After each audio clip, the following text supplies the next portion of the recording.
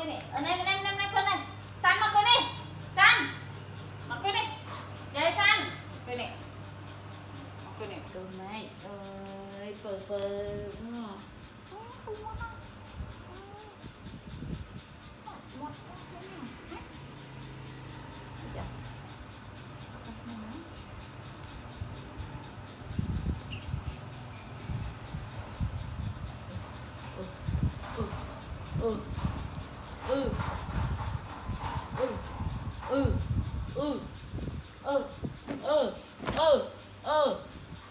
kìa mà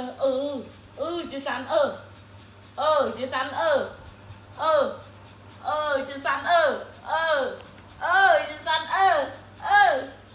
chị sắn